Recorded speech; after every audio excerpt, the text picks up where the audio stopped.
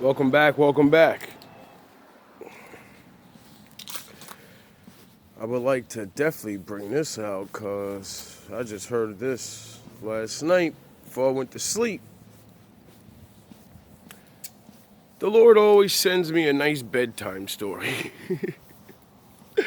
And lately, He keeps showing me these guys that are like me.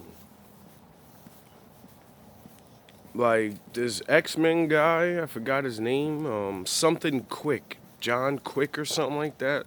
The last video about the X-Men guy, that was the guy that was talking about the X-Men broken brain shit. And then I find this guy, John Boz something, some French name. If I hear it again, I'll be able to say it, but I only heard his name like twice or a couple times. Anyway,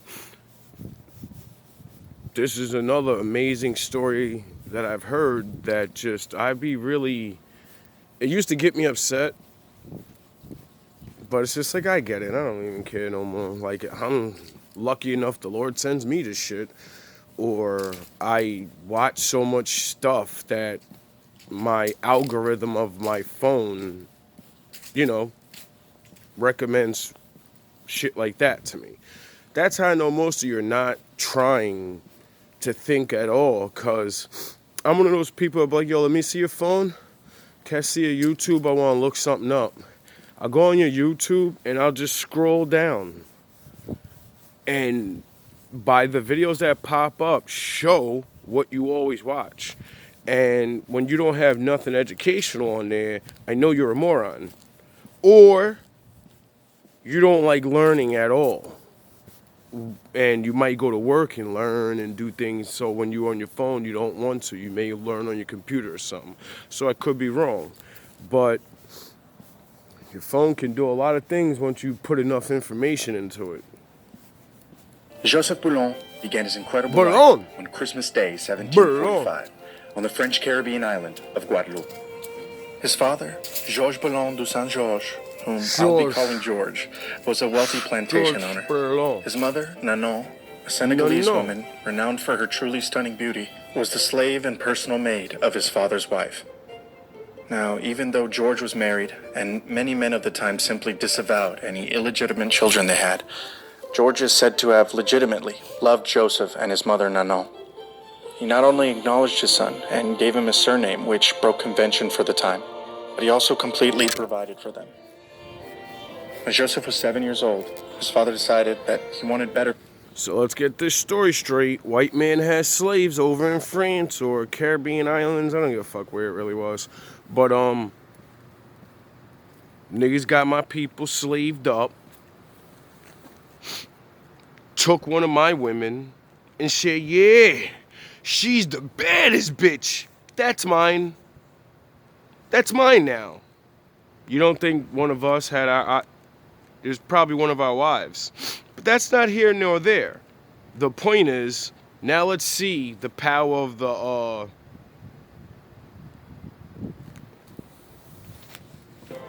He wanted to make sure that Joseph got the best education he could.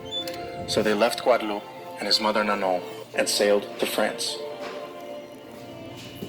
Once in Paris, George hired the best tutors that he could find and enrolled Joseph in boarding school. Before leaving Paris to go back home, George made sure that his son would be taught to be the perfect gentleman. Oh, perfect gentleman, huh? You really need to get yourself a coach. You need a professional who's already got results. Make sure you're clear what you... Now, up to this point, although wealthy, Georges Boulon was still considered just a commoner in France. And in 1757, he was appointed as the personal assistant to King Louis XV. He was made an officer in the King's Guard, which granted him nobility and the title of Chevalier de Saint-Georges. It would also allow him to further Joseph's education. That same year, Joseph was enrolled in the Royal Academy of Fencing and Horsemanship. Oh, really? Boulon rapidly became one of the best swordsmen at the academy. The master-at-arms, Labrossiere, had a son who was Joseph's classmate and friend throughout his years at the academy. He described young Joseph as well-built, with great physical strength, supple and slim with astonishing speed. Oh. No one else showed as much gracefulness and discipline. So he's a muscular, skinny guy. Very athletic. And, He's definitely gonna be smart because his father sent him to those schools and stuff to be a gentleman. So he's being formally trained in the arts of being a grown-ass man, not just a fucking guy running around like most normal men, beating their chest. And I go to work, I pick things up and I put them down, but I dress like a fucking caveman all day. And then you look at the black guy and you're like, wow, he looks really nice and talks very well. Yeah, it's because he's better than you. That's what it is. 15 years old, he was beating the very best swordsman at the academy. By 17, he was regarded by his peers and even Lavoisier as one of the best swordsmen in Europe. Oh, really? There were others that believed a man of Joseph's skin color could never be as skilled as what they would describe as a true Frenchman. Alexandre Picon, a fencing master from Normandy, sent a chap. Definitely want to hit you with a fun fact. Hello, everyone, and welcome back to Royalty Now Studios, where we recreate. You see how he just said, yeah. Well, the white guys back then don't consider if you got, you got the black skin, then you don't have the proper brain to do fencing. So at 15, this guy's kicking masters' asses and, showing people like, dog, skin color ain't got nothing to do with what's inside of you.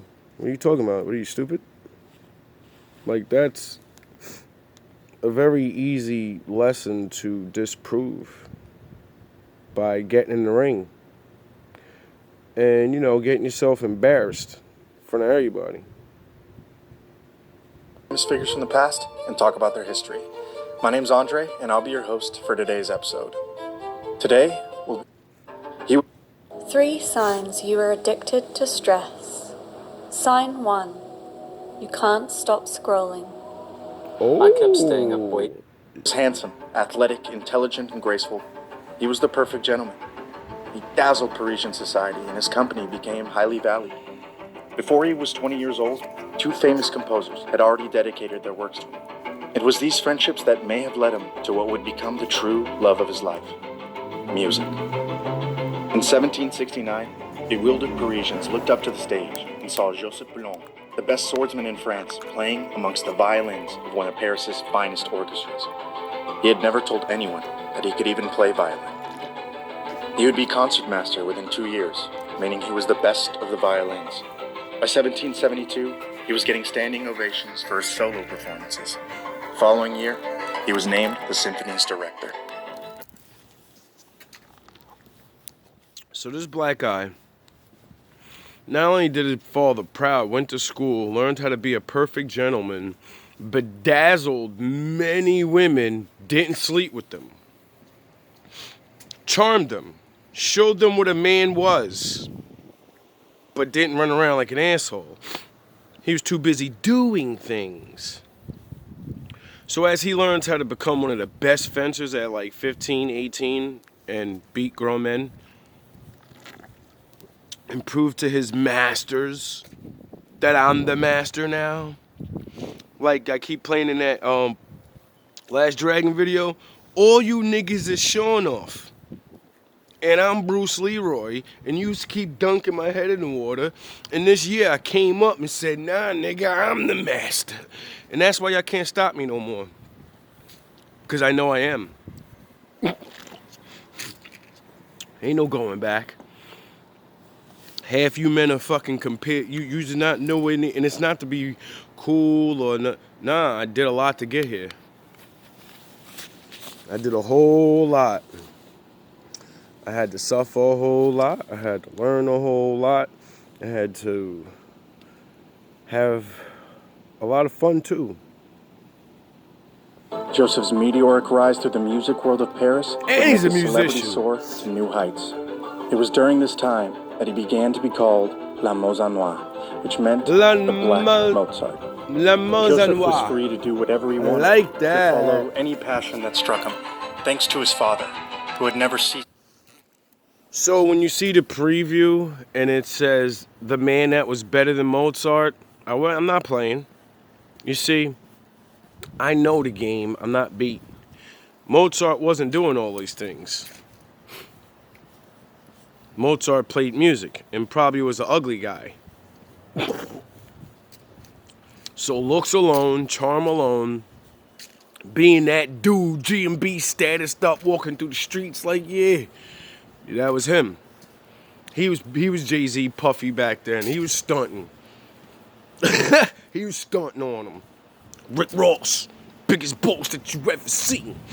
And this is only the beginning. This is not even fucking. This is just what he can do.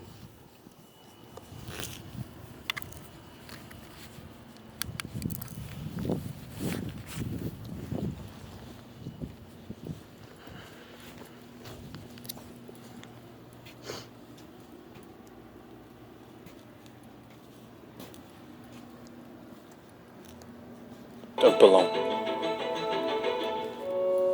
But in 1774, Georges Boulogne, the original Chevalier du Saint-Georges, passed away at his home in Guadeloupe. In his will, George had left Joseph and his mother Nanon a healthy son. But against his father's wishes, and according to French law, it was given instead to Joseph's sister, George's legitimate daughter from his marriage. Joseph was left only with a heart full of grief for the man who had showed him love when most would have cast him aside. That's okay. With no money to his name, he would have to rely on his own talents to get him by. Luckily, he had many to choose from. Okay, so this half-black guy literally serves his father his whole life, never does nothing disrespectful, makes his father proud, becomes a fencer, a good man, a composer of music, and all these great things, all back in those days.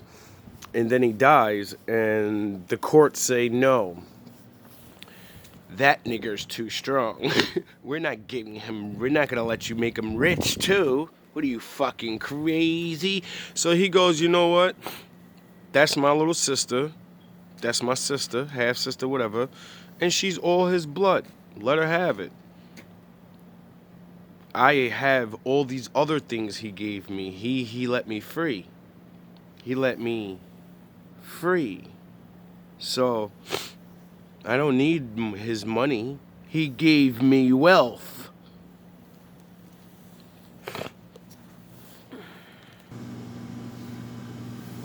For just the next couple of years, he would participate in hundreds of duels, direct a symphony, perform solos, upstart a genre of classical music in France, compose 20 pieces of music, write comedies, and he once even had a boxing match. In 1776, the Paris Opera was struggling, financially and creatively. Boulogne was the obvious choice for the next director. But once again, he was reminded that not everything was about skill, and that his color was something that some people just could not get by. 3 of the opera's leading ladies presented a petition to Queen Marie Antoinette, assuring Her Majesty that their honor and delicate conscience could never allow them to submit to the orders of a mulatto. This immediately became quite the scandal. To save himself and the Queen embarrassment, Boulogne would decide that he would just withdraw his name from consideration completely. In response to the petition, Louis XVI took the opera back from the city of Paris.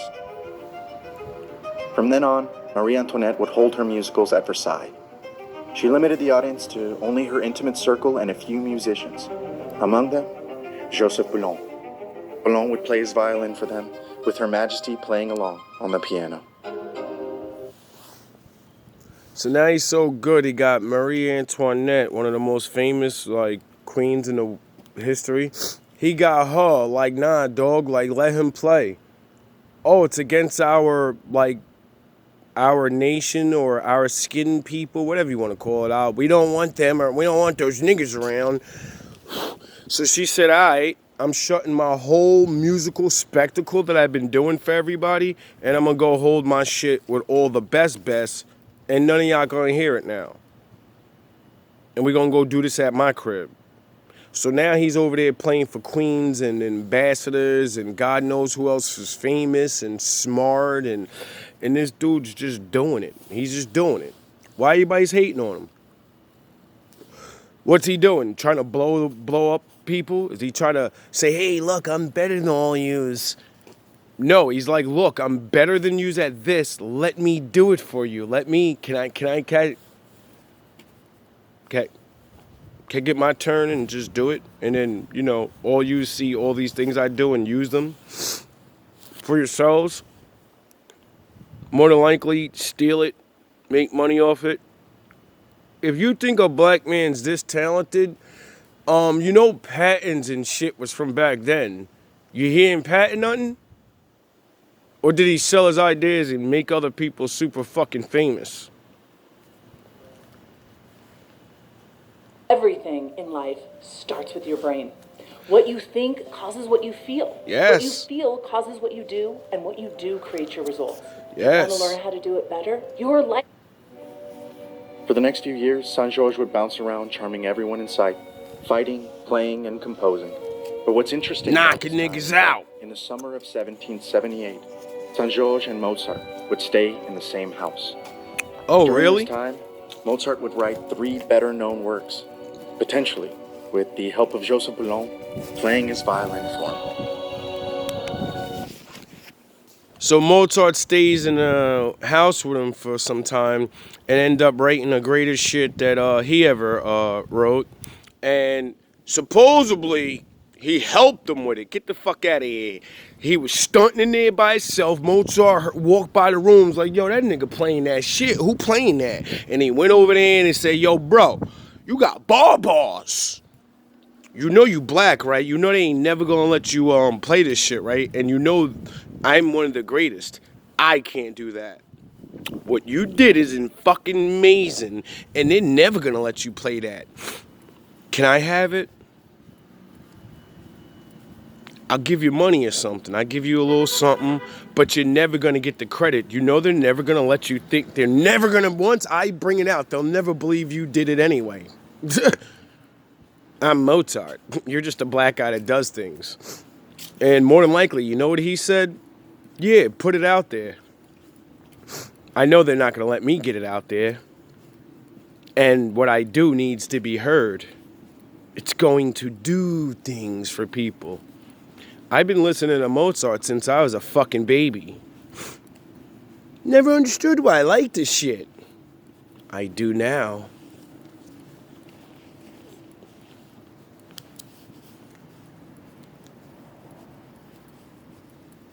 I do now.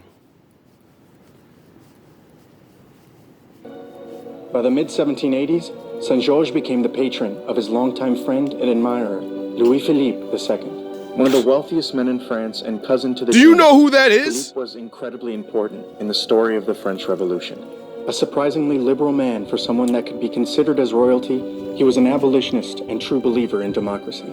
Some historians and even people of the time have stated that he secretly funded riots and women's marches in order to begin causing instability and unhappiness in the poorer classes. Damn. This palace, known as Palais Égalité, is said to have been the birthplace of the revolution.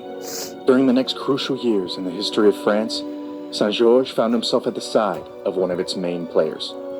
Because of his celebrity status and charming ways, Philippe began to bring Joseph along on political missions with him. In 1787, Saint-Georges and Philippe would go to England to meet the Prince of Wales. Philippe wanted to garner support in England for the abolitionist movement, and since the prince was an admirer... So not only is he charming, smart, brave, music composer, he'll jump in the ring and beat you the fuck up like a man's man, and now he's a freedom fighter, helping some rich guy.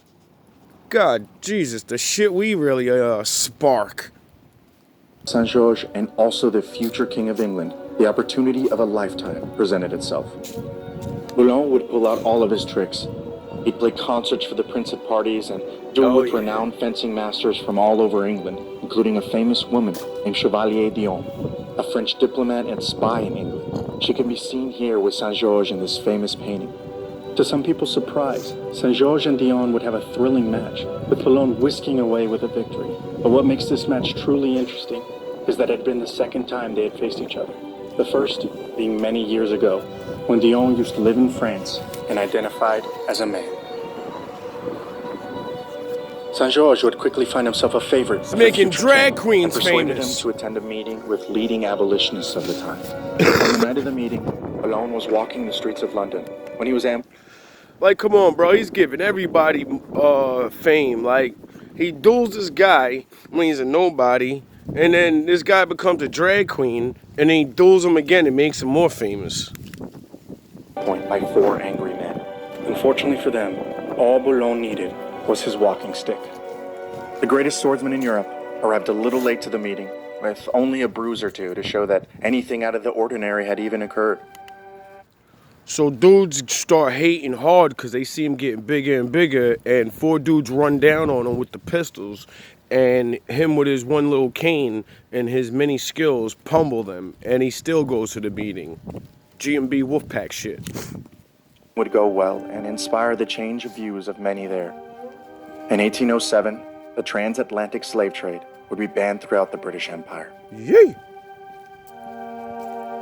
By I guess he understood that Pac quote. I'm from the city where the skinny niggas ride. 1789, Joseph had finally returned to France after 2 years in London, but it wasn't the same city he had left. The revolution was in the air. Panic talks began to occur all over Paris about what could happen next. For the briefest moment in time, Saint-Georges' longtime friend, Louis-Philippe, was being campaigned to the people of Paris as an alternative to the current monarch. He was popular for feeding the poor and sheltering them and was genuinely being considered. But before the idea could take hold, Louis XVI would have Philippe and any remaining chance of peace sent away. Within a month, the French Revolution had begun. As with everyone else in France, the French Revolution would completely alter Boulogne's life. Although Boulogne had enjoyed a life with wealthy friends and the company of kings and queens, he had always felt the weight of his color. Life, liberty, and especially the promise of equality would inspire Boulogne to support the revolution. People think learning piano takes a really long time, but that's false. Here's how long it really takes with this new method. In 1791, he joined the Volunteer Revolutionary Army, rising to the rank of colonel, and would become the leader of the first black battalion in all of Europe, who were simply called La Légion Saint-Georges. The men would fight bravely under Saint-Georges, distinguishing themselves during the Austrian and Netherlands campaigns. Saint-Georges was always willing to protect them from unnecessary death and from harsh orders, and made sure that they were treated like any other soldier.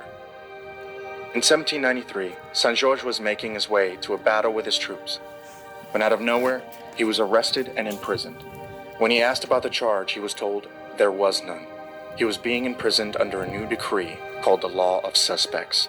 Any suspected sympathizer of the monarchy would be arrested and imprisoned. And since Saint-Georges had performed for the king and queen, his name was put on the list.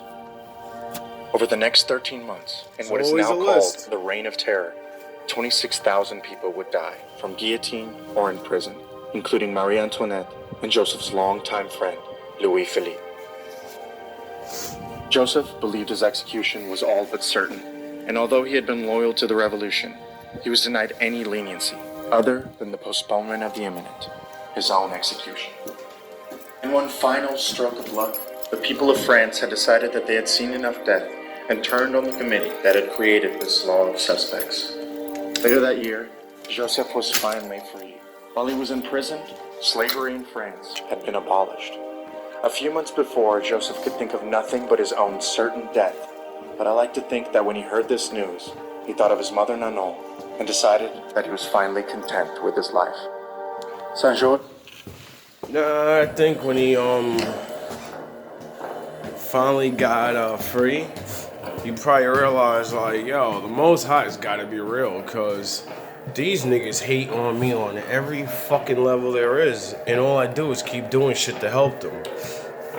I keep building shit and doing things and performing for them and making them happy, and I'm boxing dudes, entertaining them, put my life on the line. I'm composing music. I'm showing them what a real man is supposed to be like showing them the example. And not that I made the example up, no, you know what I mean? It's not like he did that. He just followed in the ways. So, you know, he got results. But that's fucked up. But like I said, in the Bible, all the good dudes, they don't go out chilling and shit. Nah, it's usually a bunch of work and a bunch of haters.